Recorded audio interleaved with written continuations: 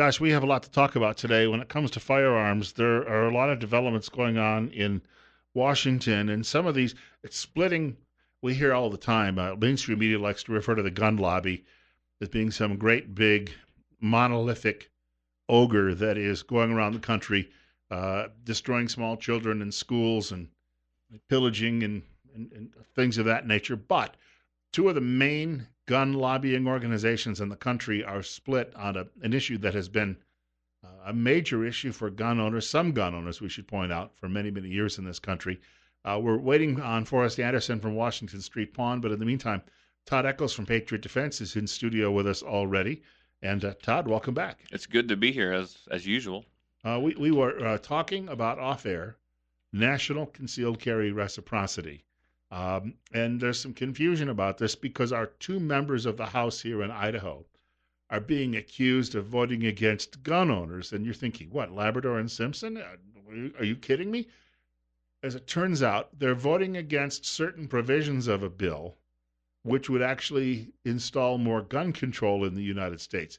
In politics, though, you try to you craft a bill and then you add a rider on it or you companion another bill and try to get your opponents to vote for this. And if they don't, then you accuse them of voting against the first or original bill. Right. And you don't tell the public the rest of the story. And the rest of the story here is pretty bad from what we understand. Yeah, I caught a little piece of this last night, and I kind of looked into it more this morning, and just and I could have this totally wrong, but the video I watched, I believe it was Louie Gohmert. Right. He's the one from Texas. Yeah, he's from Texas, and they were against him because he voted against this. And what he said that they added to it was a deal with the NICS background check when you go to purchase a firearm.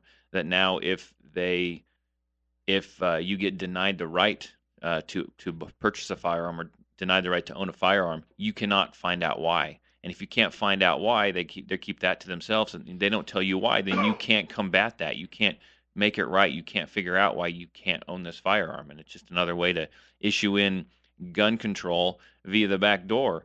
And and I want to bring this up, and it may not make me a lot of friends, but the NRA is the group that is actually backing this bill.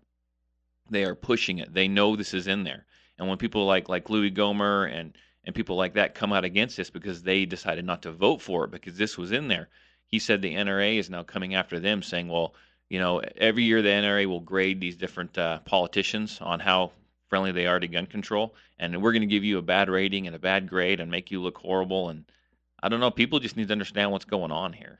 I would have to point out, too, that the National Rifle Association wants this. It's been a long-time goal of its members, they say, leadership especially. But when Dianne Feinstein's name is on this bill from the Senate side, that should be a red flag immediately. And so for that reason, I think the NRA is thinking, we'll get this. We're not worried about this. We can always go back and fight for it. But good gosh, the people who actually get excluded may never, ever have an opportunity again to own firearms. Yeah, and once it's in, it's in. I mean, they're going to have a heck of a time trying to get rid of it, and that's just a scary thing. NRA's been doing a give and take. We'll give you this, but we're gonna take this. It's they're trying to deal is what they're trying to do, and I just think you don't deal with terrorists, man. You don't reason with enemies. Now the Pratt family, they're over at Gun Owners of America. I've had them on the radio in the past. They are warning that this is a bad idea. So there's now this split between GeoA and NRA. Not that they've always been friendly. We should point out sometimes they've worked well together, but boy, there have been times they have been at odds. Forrest, we were just talking about this national reciprocity bill and the controversy around it, and I knew you'd have something to add. Well, like I said, it's slippery slope. Whenever you start to give up something, there's no guarantee that you're going to get those rights back. And you talk about the mental health issues, that's a really sticky situation. I mean, it's proven that people with mental health 99% of the time do these mass shootings. But then you got a guy who's having some stress at work, and he goes and sees a psychologist, and then they report him, and then they take away his guns. And then getting those rights restored, that's difficult. Well, and the problem with this bill is, if this goes through, from what I understand, you aren't even going to even be able to ever find out the reason why they denied you the right to get a gun, so you can't even research it and fight it and try to make it right. Well, I deal with this on a daily basis with people who have maybe when they're 18 years old, uh, did something stupid, got in a fight, did something, and they got a felony, and now they're 35 years old, completely, got a family, completely different life, right? Right. They're not a repeat offender. They made one mistake when they were 18. They can't own a gun, and the process can be lengthy. But yet they can still go through that process if Yes. they need to. I believe with this add-on, they won't even get that option. If Well, they, from what I understand. yeah, and that's something that needs to be taken care of as a way for because like I can tell you when my kids go to the doctor, the first thing they ask them is, "Do you have guns in the home? Do you are they in a safe?" They ask them that. I tell them it's none of their business. Well, they ask the kids that. Yeah, my kids know what to say. And it hasn't been a big deal. My boy said, "Yeah, we have guns. They're in a safe and blah blah blah, and we know how to shoot them." And I showed the doctor videos, and here's my kids shooting. They're really good. Mm-hmm. But that's also a little bit scary in the sense that, if they were feeling emotional that day or whatever, there's a lot there, and having that be able to dictate a trigger that shuts them down. I don't know. Right. I wanted to point out, too, that John Sigler, who was a past president of the National Rifle Association, and I was talking about this off air with Todd before we got started. John, at the time I met him, he was my state Republican Party chairman many years ago when I had a job elsewhere. And John had just left the position, so he was the immediate past president. But he was at a meeting, and this was just after the NRA had endorsed Harry Reid. And somebody brought it up in the meeting, and he said, "We're not the National Republican Association." But the conservatives in the room felt that by even endorsing a Democrat, so this is where, and that's when I stood up in the meeting and said, "Have you ever thought about the GeoA to the crowd?" And John gave me a dirty look. But the fact of the matter is, this type of split, though, is not going to be good in the long run because sometimes you need all these groups on the same page. Yeah, I agree 100%. With the NRA, I don't really have a whole lot against the NRA. I've heard rumblings even from a couple of years ago of the NRA doing stuff and people being not happy with the NRA, and more and more stuff like this that happens. Those rumblings become louder and louder and louder. And but yeah, there's two options out there. There's the NRA, there's the Gun Owners of America. In a perfect world, you support both of them because they both do good things. But yeah, everyone needs to work together to get stuff accomplished. I mean, The other side of this is typical. We got to get past we got to look kind of through the fog a little bit. A lot of this is none of these politicians actually want this to happen. Maybe a couple. So they create these controversies and little hangups themselves. right. So then it can't pass, and they can be like, "Well, we gave it our darndest, but we just couldn't get it done." They golf together, both sides of the aisle. They hang out together. They eat lunch together. They already know what's going to happen before it's going to happen. So they may have said, "Okay, we're going to introduce this bill. We really don't want it to pass. So then you guys introduce this add-on, and then we'll scrap the whole thing and say, 'Dang it, we tried, but we just couldn't get it done.'" You bring up a good point because they've been trying to do this now for about 3 years, and 2 or 3 years, and so now they may say, "Oh, it's time to get this up on the table," and no one wants it to go through. So here's what we're going to do. That's a good point. Bottom line is you have both houses and the presidency. Getting any bill passed should be a slam dunk. Yeah. Yeah. We have a caller with us. Caller, you're up next. You're on the air at 9:15 on KLIX. Morning, gentlemen. I see part of the problem with what's going on between the GeoA and the NRA, and Todd brought it up. The whole deal, if you're denied a firearm, you still have the right to petition to get off of the list and be able to hear your grievances addressed. What the one bill addresses now, the HR, 4477. Anyway, where before when you would petition the government to get off the list, they could drag it out for a year or longer. One of the provisions in that bill is you can still petition to get off the list, but they have 60 days to adjudicate that. They can't drag it on forever and ever. They have 60 days to say, yes, you can get off the list, and you can present your reasons why you should be off the list. wrong name or stuff like that, things like that happen. But now it's a time frame. And then on the bump stock part of it, which everybody's screaming about, I read the bill. The only thing that they do is they put money out there into the government to research how many times the bump stocks have been used in crimes. There's nothing saying to ban the bump stocks. There's not the word ban, the word get rid of, however you want to term it, is not in that bill. And I see where the problem is we're all listening to people who think they know, and go online. You can type in the HR bill and actually read the actual wording in the bill. And having read it yesterday, I can see why where the GeoA would have a problem with some of it, but I also see where the NRA, their ILA group, their legislative lawyers took a look at it and said there's nothing in there that would stop. The only thing they're doing is there's people who should be on that list that aren't, like the person that was in the Air Force that shot up the church, that aren't on there, and they're just trying to make sure that the people who should be on the list are on the list. If you're put on the list accidentally or for whatever reason, and like Forrest said, you may have done something in your past, you can still petition to get off of that list, and the government now has a specific time frame that they have to adjudicate that. Thank you. Yeah, that's a educated caller. We appreciate that, and that sheds a little light on it. And I think that's, at some point there's got to be a balance. There's crazy people out there right now who legally own firearms that should not own firearms. We all need to accept that. And we also need to accept the fact that those are the people, if gone unchecked, are going to cost us our gun rights. Because eventually there's a breaking point. Got about a minute before the break. We'll squeeze another caller in. Caller, you're up next on Top Story. We're talking firearms. Go ahead. Good morning, guys. Great show.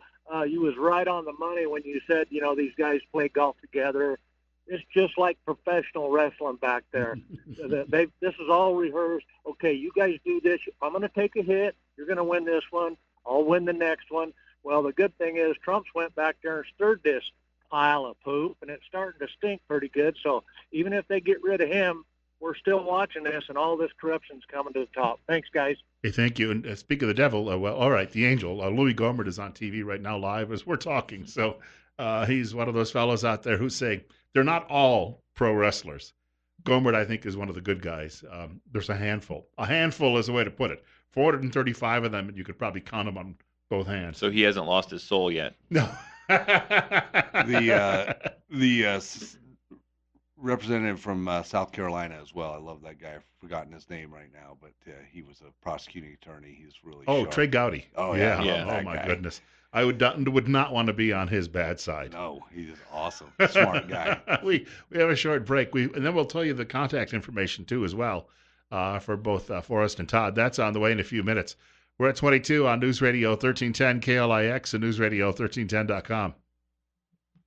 Wanted to mention we're joined in studio by Forrest Anderson from Washington Street Pawn, Todd Eccles from Patriot Defense, Bill Colley as well. I'm answering the telephones. We're at 922 on Top Story on News Radio 1310 KLIX and newsradio1310.com. Now, we're just a little more than a couple of weeks away from Christmas, and we've mentioned it before, but you can find some great gifts with both of these guys. Washington Street Pawn, obviously, is a good place to start. You can pick up Todd's card while you're there, too. Yeah, we've got a stack of his cards on the counter. If you buy gift certificates from Todd, he'll drop them off at the shop, and you can bring the payment down and give them to me, and I'll make sure Todd gets it. If you give me cash, maybe I'll make sure he gets it. But I was going to say, you might owe me some cash here, and I just remembered. But we do have a lot of things right now. Like we've got our Xbox Ones. If your kid wants an Xbox One for Christmas, we got them for $150 right now. We got laptops. We got a bunch of jewelry. I put out a bunch of really cool silver rings. So if you like jewelry and not too expensive stuff of items, I've got a bunch of those. Guns. We got our 200 and under wall up. We got a whole bunch of guns up on that wall for $200 or less. Handguns, rifles, shotguns, 22s. It's difficult this time of year because he says that, and I'm thinking, there's a lot of things I'd like, but I haven't bought a present yet for my sister. And maybe I could, I don't know. She'd probably prefer a TV set or something. One for you, one for her. Well, we got TV sets too, and they're even cheaper than that. So we just have a pile of stuff right now. We're kind of doing some deals. I've got all the snowboards and snowboard boots out. I mean, I've got $400 snowboards on my rack for $90 with the bindings, everything. They're immaculate. So come down, buy some stuff. We could really use it right now. I mean, and the other thing I wanted to do, I want to institute this today. If you'll bring me a receipt from a locally owned business, like a local, I don't care if it's a local restaurant, not a chain thing. I mean, I know we have local people working for the chains, and I appreciate them, but I'd really like to support local business as much as possible. You bring me a receipt from a local business, you're going to make a purchase from me. I'll give you 10% off just for showing me that you've been to another local business and supported them. And I'd really like all the local businesses to kind of get on board on that. You know, if we want to support each other, let's support each other. Let's give people discounts for supporting other local businesses. But anyway, bring down your receipt from Guppy's downtown, from any local business. Could I buy ice cleats at your shop? Ice cleats. You know, the cleats you attach to the bottom of shoes or boots? I don't, but I will tell you, I was in Costco, and they've got some great deals on those. Or get some sheet metal screws. Make your own. Yeah. The simple way to do it. Now, Todd, you'll be moving the course inside for a few months. I'm Yeah, sure. yeah. I've actually got a class tomorrow, and I did reserve the indoor range, but I was kind of like hoping maybe we get one of those crazy, nice, warm days again. I just don't think that's going to happen. So, yeah, I've got a class tomorrow. I can still fit some people in there. I've actually had a few phone calls right before I walked into the station this morning. I got to return those afterwards. But I have a class tomorrow for the enhanced concealed carry permit. If you're interested or you have any questions about it, you can give me a call or a text at area code 620-794-6223. That's area code 620-794-6223. And I will have some more classes in January, but I don't have a firm date on those ones yet. But we will be having the classroom portion at my house, and then after lunch, we will go to the indoor range and do the shooting portion. Now, fellow called and mentioned bump stocks a few minutes ago, and I was just doing some reading on it this morning as well. On Tucker Carlson's program the other night, they were actually in Las Vegas. They're still trying to get some answers to what is still a mystery after all these months. And Carlson said that there are some reports coming out that this guy didn't actually use the bump stocks, that they may have been in the room, but when they got in there and broke down the door, that may not have been the case, which raises the question, if he wasn't using them, why are we talking about it? And as you pointed out in the past, they're not really very useful anyway, as far as that goes. They can make your gun shoot fast, but there's a lot of manipulation with the firearm. It's difficult to be accurate with them. You empties your magazine, go through a lot of magazine. It's hard on the gun. So, I mean, I'm not here nor there. I mean, I think you could probably, if the guy did use them, I think it's probably the only time that anyone's ever used one in a crime. Yeah. So if they're saying he didn't use bump stocks, what did he use? They're going to outlaw belt loops next. You can hook your hand onto that belt loop and make that gun do the same thing. Until we know some answers, you've got a lot of people in Washington who are saying, we need to do this right now.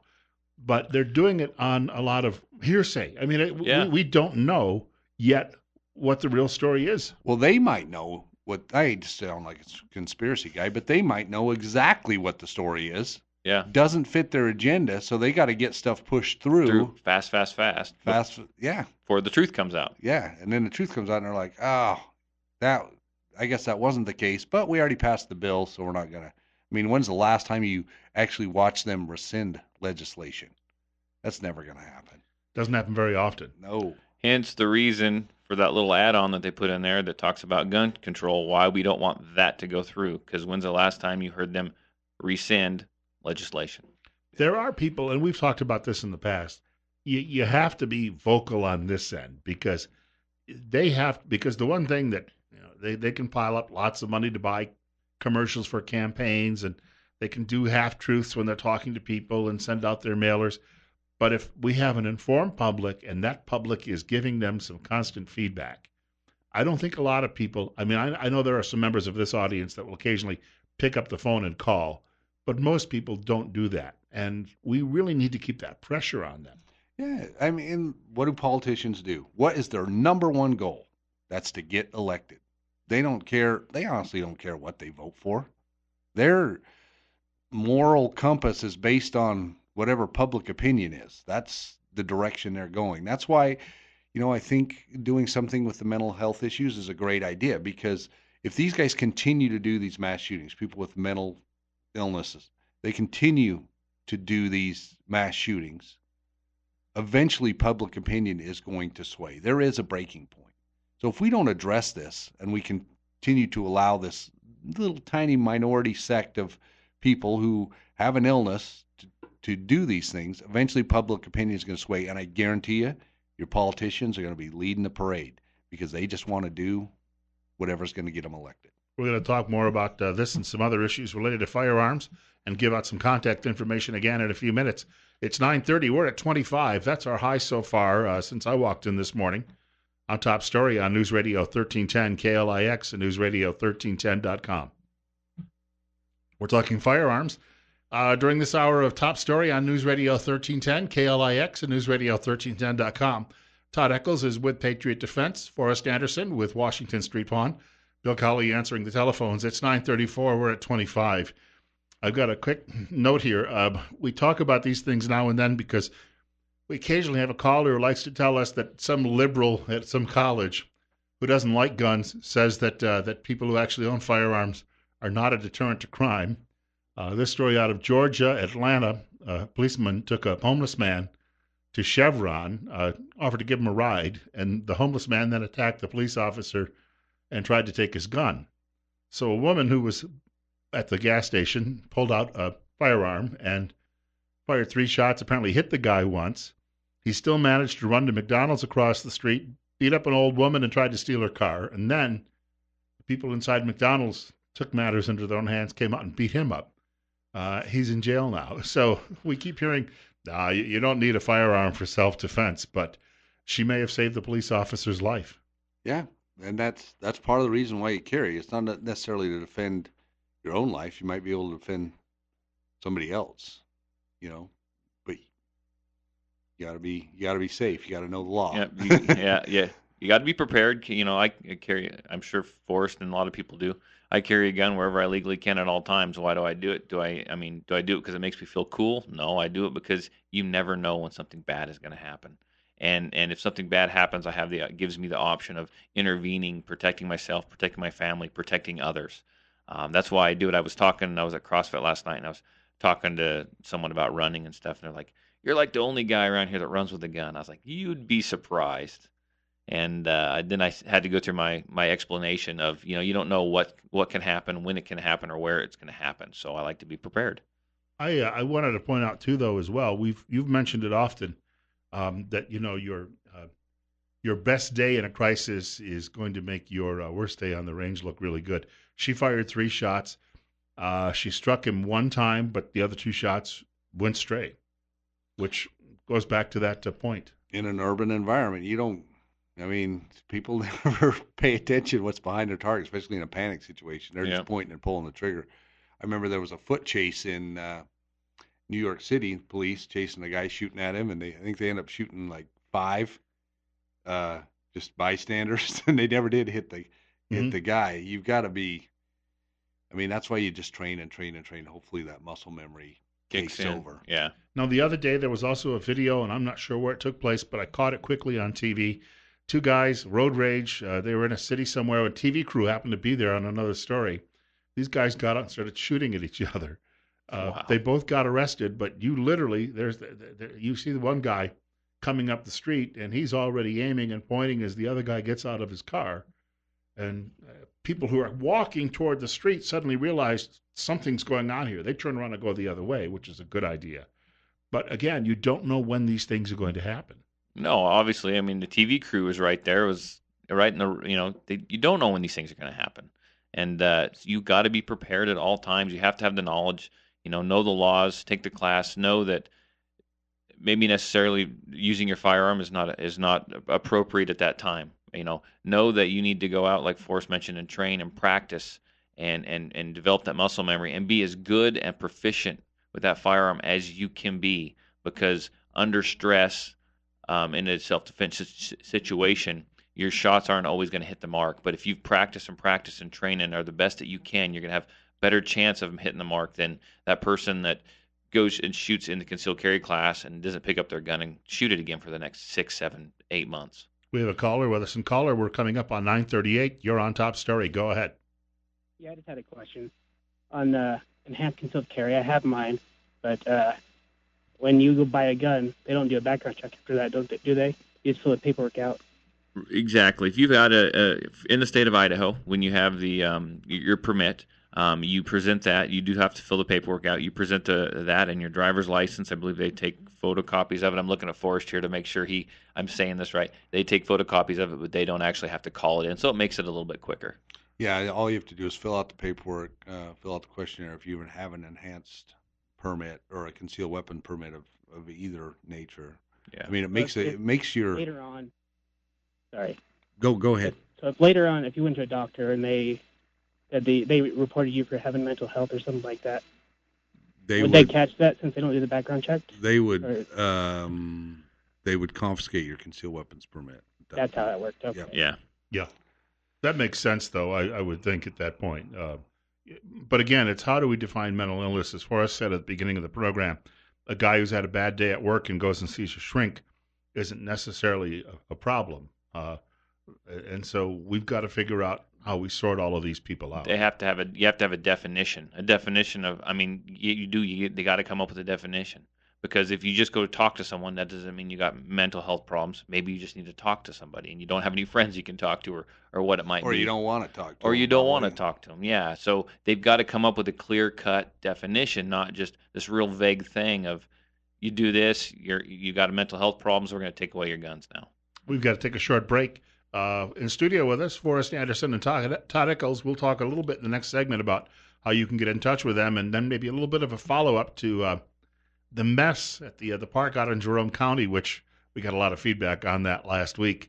We've got more to talk about that, obviously, coming up in a few minutes. A couple of guests joining me in the studio this morning. We've got Todd Eccles from Patriot Defense, and, of course, from Washington Street Pond, Forrest Anderson. Bill Colley answering the telephones this morning. It's 22 right now. And you're listening to News Radio 1310 KLIX, newsradio1310.com. We've got some time here, so we'll squeeze a caller in immediately coming out of the break. Caller, you're up next. You're on the show. Or maybe not. Well, the number to reach us, 208-736-0300, 208-736-0300. I did that one day. I picked up the phone. It was a telemarketer. And then the telemarketer got embarrassed and said, "Am I on the radio?" And I said, "Yes." So, didn't last long. If you want to get rid of a telemarketer, host a radio program. Just wanted to add that. Or hand your phone to a 4-year-old. There you That's go. the best way. There you go. Be like, this is for you. What? Yeah. Are we there yet? You're up next. You're on the air. Hey, good morning, Bill. I have a quick question. What's the difference between the carry conceal, because that's what I have is a carry conceal and the enhanced conceal. And my other question is, now with Congress trying to pass this new gun carry law, will that be just the same as we can carry guns across all of these states? Anyways, I'll let you go, Bill. Thank you. Okay, the different permits. Idaho has 2 permits. They have what they consider their basic concealed carry permit, which you can just get with a really easy gun reciprocity, gun familiarization course, or everyone uses their hunter safety card. Mm-hmm. Or they have their enhanced concealed carry permit. So the differences between the two. The enhanced permit is recognized in more states. It's reciprocal in more states. To receive that permit, the enhanced permit, you have to take a state-required 8-hour class. You learn Idaho lethal force laws. Then you have to fire 98 rounds and kind of show that you're proficient and that you're safe with the firearm. That permit also allows you to carry places in Idaho that you can't carry with the basic permit, such as on state of Idaho college campuses. Now, you have to be careful when you're carrying on the college campuses because there are places that you can't carry. Residential type areas, dormitories, or places that will seat over 1,000 people like the Expo Center, the Fine Arts Auditorium, and such. The basic permit does not allow you to do that and is not recognized in near as many states as the enhanced permit. And as far as how is it going to work if they push through this reciprocity bill, I don't think we actually know yet. I think that, you're going to be allowed in all these other states, but you're still obviously going to have to abide by those laws there if this goes through. I don't think they've kind of done a rough draft of kind of how it would work, but I don't think we know for sure exactly how that's going to work. But that's the idea, is that you still be able to carry. But I still think you still have to have a permit from your home state. Yes, you do, and you have to. And I don't think they'll probably recognize The the basic. basic. They'll Yeah. require some handgun and classroom training. Yep. So you'll want the enhanced permit for that, as well as you'll have to abide by the. I mean, you'll be able to carry in that state, but you'll have to recognize that state's Gun laws. laws, yeah. So if you're going to travel to California, you better know their laws. Yep. And your firearm will have to meet their requirements. And I guarantee you they're going to have stringent laws in some of those states because they're going to be irritated that this even went through. So if you're going to travel to California, you better be carrying a revolver, because that's about all that you can carry. Pretty revolver, and you can pick up your revolvers at Washington Street Pawn. We've got a caller. Well, this caller, you're up next. Nope. Want to thank the caller for almost getting through. I'll give the phone number out again, 208-736-0300. Keep in mind, it's really 48 states that would be national reciprocity, because driving through British Columbia to take your firearm to Alaska might not be easy. And if you're going to Hawaii, unless you plan to strap it on your side and paddle all the way, getting on a plane as well. So it's a little more difficult in those isolated parts of the country. You can actually travel by air with a firearm. You just have to want check to know their rules and regulations. Lock it in the box, Yep. declare it, and all that stuff. When I traveled to Hawaii for vacation, everybody was talking about how they wanted to go to the beach, and I'm like, man, I don't want to.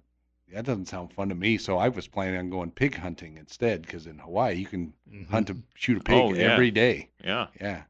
But I ended up not doing either. Bacon. Yep. I discovered wakeboarding instead. So. Hey, we wanted to mention, if you'd like to get in touch with Forrest and also with Todd, we can make it simple. We'll tell you how to do it. Yeah, just come down to Washington Street Pawn. I mean, you can visit us. We're 321 Washington Street. We're 3 blocks south of Addison on Washington, right across the street from Platt Electric. Our phone number is 208-735-0012. You can find us on Facebook under Washington Street Pawn. Stop in the store. We got a ton of great deals right now.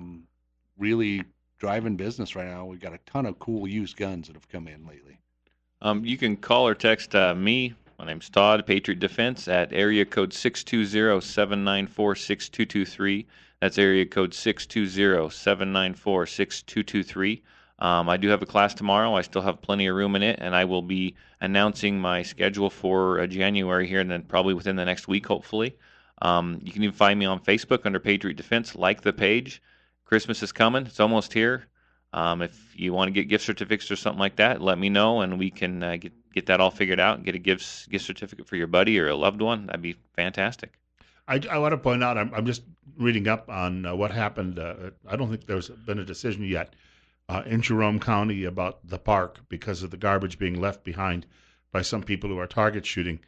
They had a good crowd. I do know that. They had a good crowd at Monday's meeting, and they were looking for some public input on what to do about this before I think there's a decision. Yet the two of you have made an offer to these folks that we've got to track down who's behind this, because it's not just Jerome County. It's happening all over Hawaii County. It's happening in parts of Twin Falls County. As we've mentioned before, you drive down to Jarbidge.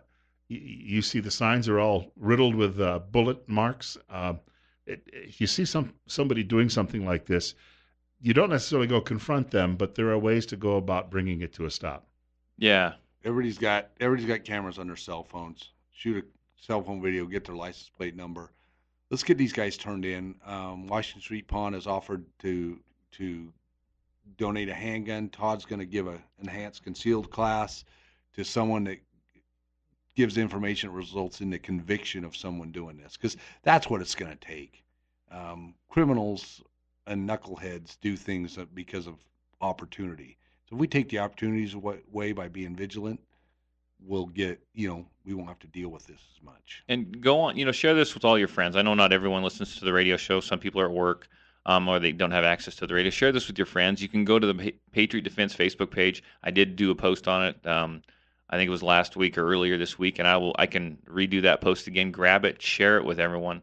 Let them know if you catch someone out there littering, shooting up a sign, littering, whatever, and you turn them in and they are convicted. Get a hold of one of us, and we will get everything straightened out with you. We want to mention we've got a caller looking to join us. It's coming up on 10 minutes from 10 o'clock, and the number 208-736-0300. Caller, you're next on KLIX. Yes, I've lived in this area for numerous years, but you talk about the park on the north side of the rim. Where exactly and what are they doing? Because I live over here, never seen it. The Devil's Corral area, the Vineyard Lake area, the road down into the country club at Shoshone Falls. Where exactly is this park? I know there's a lot of private property back in there, but I don't know where this park is. Thank you. I haven't been there, I have to admit. I have a general idea of where it's at, but I have not been out there. I think from my understanding, and maybe someone could call and correct this, but you go across the Bryan Bridge from Twin Falls, or if you're coming from Jerome, you get before you get to the Bryan Bridge, and you turn east and head out in the desert. And I don't know if there's some signs out there or not. They've got that kind of divided into two areas. They've got one for recreational off-road use for vehicles, four-wheelers and bikes, and then they've got another portion that's dedicated to shooting. It'll be an easy drive to go out there today and check it out. Just a little cold is all.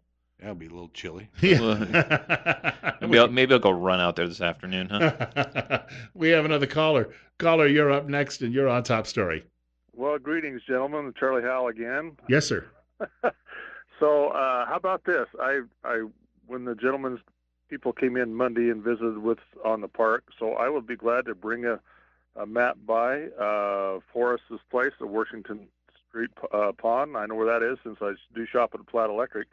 But basically, the park is to the north of the Shoshone Falls Road to the interstate, and then back east, almost all the way to Traveler's Oasis. So, but the other part of that is there is Idaho Department of Lands property in there, and we need to respect their rights too. So that's where the map is. But I'll drop some maps off because everybody keeps asking me that, and I can't imagine after 10 years that people don't know where this is. But it's a great conversation starter, so I appreciate your information.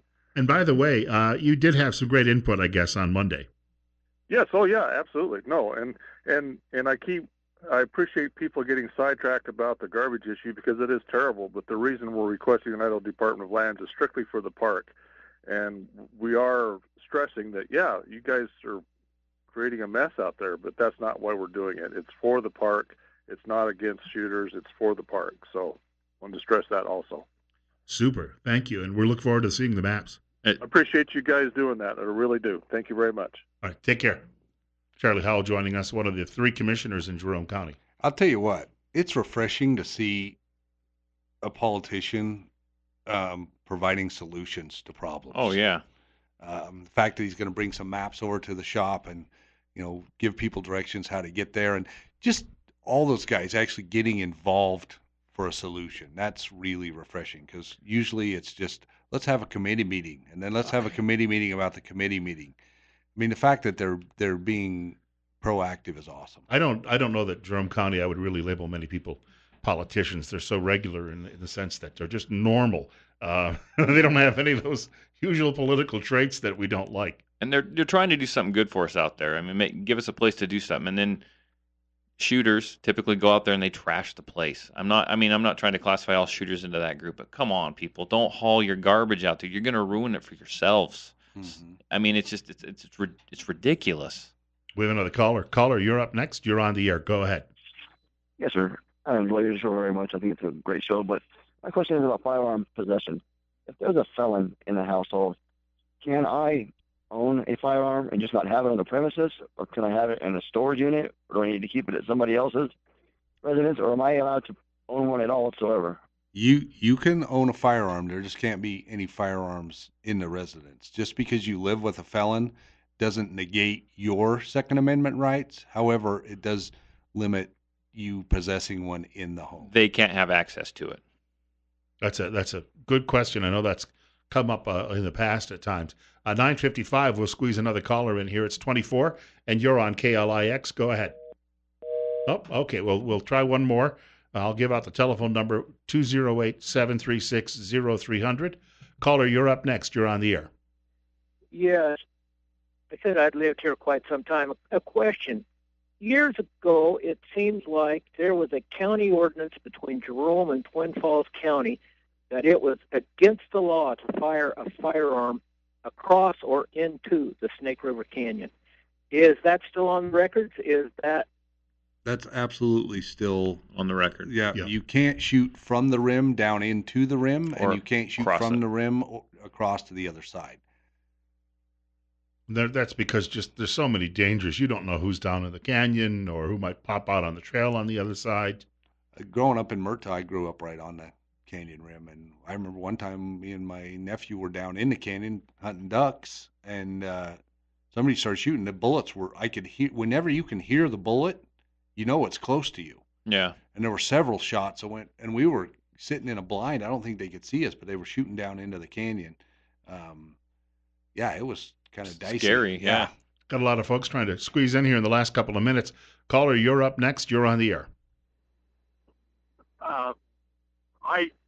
This park thing has grown into a huge money eating thing. I'm absolutely against the park ever being. When we were kids, we played along the canyon, hunting rabbits and rock chucks and all that stuff, and never charged the county a penny. But now we've got, besides the county is already producing cleanup and law enforcement and emergency services out there, and they want to put a whole bunch more county money into it. I'm just against that. I just don't see any reason for it. But Well, these kids can go out there and play just like they always have. Right, but you know what? We're talking firearms today. It's not a county parks show in that sense. That'll be a topic for another day. But thank you for the update. We've got to wrap up here in about 30 seconds. So just quickly, contact information, Todd. Yeah, you can call me, text me, area code 620-794-6223. That's area code 620-794-6223. I got a class tomorrow. Lots of openings. Get a hold of me. We can get you some gift certificates, or get a hold of me if you just want to talk. Ask some questions, whatever. Find me on Facebook under Patriot Defense and like the page. Washington Street Pond, 321 Washington Street, 208-735-0012. Stop in the shop. Just remember, bring me a receipt from another local business. I'll give you 10% off your purchase there. Want to thank these two. We'll see them again coming up in a week or so. 9:58 right now. We've got Rush Limbaugh's program on the way. In just a few minutes on News Radio 1310 KLIX and News Radio 1310.com.